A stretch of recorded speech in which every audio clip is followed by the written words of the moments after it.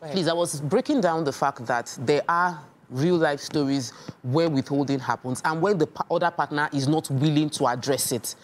I have heard stories, I've tried to resolve, I've tried to enter. There's one I want to even enter, and I don't even know how I'm going to approach the entering of the situation, where the partner in the marriage is faithful with being given chopping breakfast, the man, faithful, chopping breakfast once in 6 months, chopping breakfast once in eight months.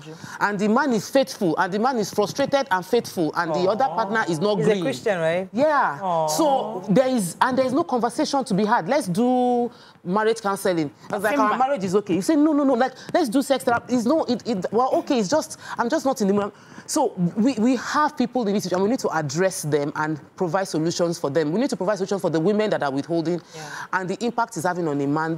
The stressed men are going through a whole lot. People marry for different reasons. The woman can enter a marriage because she feels like, okay, from a good home, you're a staying guy, a good guy. You know, you're going to be the kind of guy that will be faithful to her. So that's why she settled down with you, not because you're the love of her life or that person that she's head over heels in love with. So you are there meeting the role of father of my kids, the husband figure. So that connection that causes you, that makes you a partner, is not there. But we have people who do this as their job, the Oloshos, who don't need connection. So it means your body can do. So as a woman, your body is wired to be able to take it. You just have to tell yourself that this is a duty for me. And these are the benefits to this man.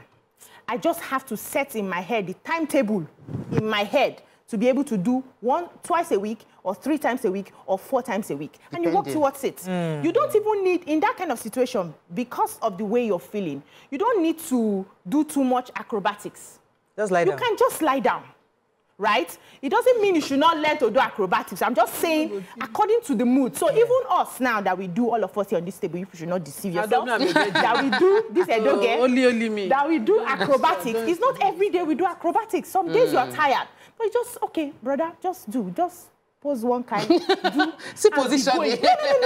It goes a long way to ease the man. Now, that's on one hand. Secondly, cheating is a choice, no matter the circumstances. Exactly. So, if you know that they are already leading you to that point where you're looking at other people, have this conversation and tell this woman, I am going outside. I cannot stay with you for 1 year and you don't let me touch you. I'm going to get somebody else. Make it plain. Have that conversation and see, It's when you now use the excuse of they did not give me to go outside. That's when it's called cheating. Until you are not delivering on your conjugal duties. Even the scripture says it, if you want to fast, all those Christians that do the fasting, you must agree with your partner that for this number of days, nothing will be happening. And he must buy into that before you go ahead with your fast. So you cannot withhold for 6 months and somebody wants to have a conversation that I'm going out, or if you're not going to give me this, and you say you are a cheater. No, the person is not cheating. Yeah. You are actually sending this person out. But the person must make it plain that this and this is what I have taken, and also get other family members involved. Yeah. As a young person, I've solved some elderly people's case. But this matter, they'll just call me, BC Kobo, come and sit down here. This person has not touched me. And I'm like, okay, 3 months. Okay, how do we do it? And I'll be begging. But anybody touching anybody at what age? No, they need in their 50s. I had conversations. They need it. So let me also add, you said somebody sent a message to me. Okay. Is that my husband would rather wank than touch me? That one is that's masturbation. He needs psychological issue. Yeah. He needs sex therapy. And there are therapists are available for a reason, because our minds are involved in everything we're doing. And if our mind is not right, it's not a case of insanity.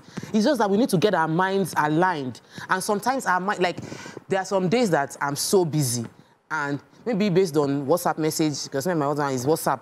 From the things I said on WhatsApp, I know that there's expectations for this night. I'll quickly go home and beg my children, guys, please, mommy needs to rest a bit. I'll sleep so that I will wake up in time for when he arrives, so that I'm not carrying the tension of the day to meet him, because I know he has expectations. So you have to balance it.